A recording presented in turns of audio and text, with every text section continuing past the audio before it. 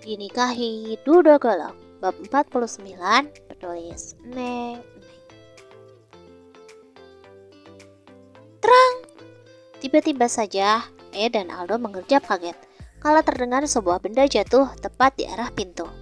Di sana terlihat Eliana tengah berdiri di ambang pintu dengan rantang makanan yang sudah berhamburan di lantai. El, Nyonya? Sementara itu, El hanya menutup mulutnya sambil memelototkan matanya, menatap Aldo dan Edgar bergantian. Jadi, ini alasan kenapa kau tidak bisa mengucapkan kata itu padaku? Karena kau sudah berubah haluan, ucap Eliana sambil berlari, menubruk Siska yang sedang berjalan menuju ruangan Ed, membuat Siska kelimpungan karena harus memunguti berkas-berkas yang tercecer di mana-mana. Berubah haluan? Apa maksudnya?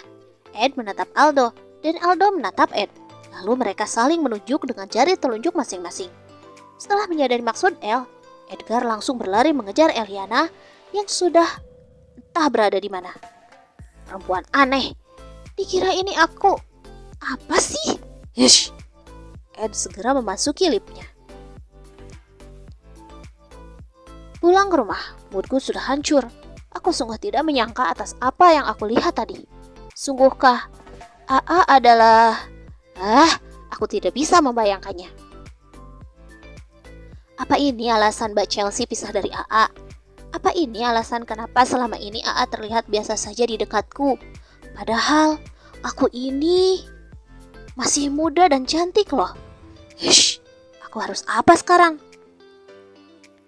Aku melangkah ke dalam rumah dengan langkah yang gontai. Jangan, Dek, jangan. Terdengar teriakan panjang dari arah kamar Aksa. Kenapa lagi dengan mereka? Aku segera bergegas menuju kamar Aksa. Terlihat mereka sedang berebut sesuatu entah apa. Aku masih memperhatikan mereka di ambang pintu tanpa mereka sadari. Jangan, Dek, ini punya ibu. Nanti marah. Masa kamu warnain gambar pakai lipstik sih? Lipstik? Lipstik apa? Jangan-jangan lipstik mahal yang baru aku pesan dari Mirna. Hasil ngerajuk manja pada si AA. Oh no! Balikin kakak, ini punyaku. Aku mau gambar pakai warna ini. Aksa masih mengotot mempertahankan keinginannya. Jangan! Azura terlihat menariknya dengan keras.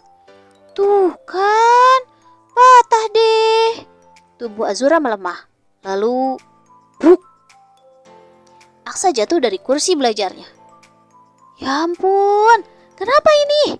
Aku datang menghampiri sambil membantu tubuh Aksa untuk berdiri. Wah, Kak Zura jahat. Aku mau warnain gambar tapi dilarang. Seketika Aksa nangis kejer sambil guling-guling di lantai. Udah jangan nangis. Aku segera memeluk Aksa, lalu menepuk-nepuk punggungnya pelan. Aksa tuh, udah dibilangin juga. Azura melipat tangannya di dada. Kalian kenapa sih berantem terus? Bibi mana? Tanyaku celingukan. Bibi pergi. Tadi Aksa jahilin Bibi. Jelas Azura lagi. Jahilin? Jahilin apa? Tanyaku bingung. Aksa nyuruh Bibi buat lari ngejar tukang tahu bulat. Tapi pas udah dapet malah dibuang. Katanya udah gak mau. Jelas Azura. Aksa, kok kamu gitu sayang? Aku menatap bocah yang masih sesenggukan. Habis. Kalau mau jajan tahu bulat suka dilarang terus sama ayah. Aksa malah makin kejer. Ya ampun, nanti ibu bikinin kamu tahu bulat. Mau? Tanyaku mencoba membujuk bocah yang rewelnya kebangetan. Kalau ada ayahnya, bocah dua ini suka anteng banget. Tapi kalau gak ada ayahnya, kenapa rewelnya jadi kebangetan? Udah, jangan nangis lagi. Nanti ini biar diberesin sama Bibi. Aksa ikut ibu aja ke dapur. Ajakku sambil beranjak menuntut bocah usia 7 tahun itu.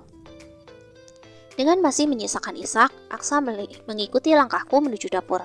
Lalu aku mulai menyiapkan bahan-bahan untuk membuat tahu bulat, makanan yang diinginkan Aksa. 15 menit kemudian, aku masih asyik sendiri. Tanpa kusadari, Aksa sudah tidak ada di tempatnya. Tiba-tiba, Bu, Ibu, Azura memanggilku. Aku menoleh lalu menatapnya. Kenapa kak? Tanyaku sambil asyik membulatkan adonan tahu.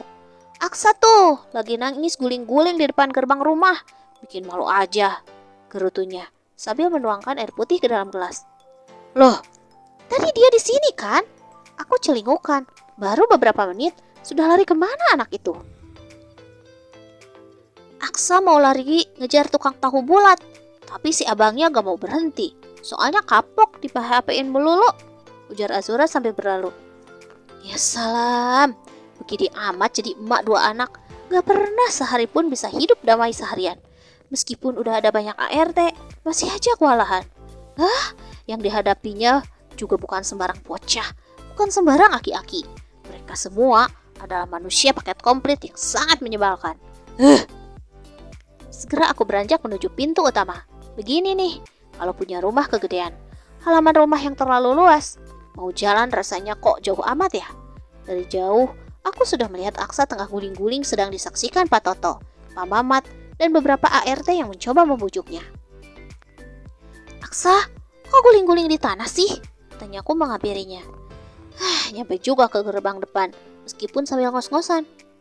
Aku mau tahu bulat. Dia kembali berguling-guling di tanah, sementara Pak Mamat sudah berhasil menutup pintu gerbangnya.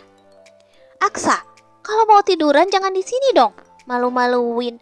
Kakak bilangin ayah loh, ancam Azura sambil melipat kedua tangannya di dada. Mendengar ancaman kakaknya, Aksa semakin menjadi. Dia semakin menangis didramatisir. Aduh. Ya udah, Aksa kalau mau tiduran di sini gak apa-apa. Kita tinggal aja yuk. Ibu kan lagi bikin tahu bulat. Kita makan bareng-bareng yuk. Aku menuntun Azura lalu bersiap berangkat. Ibu! Tangisnya semakin menjadi lalu merentangkan kedua tangannya. Mungkin ingin dipangku. Ya Gusti.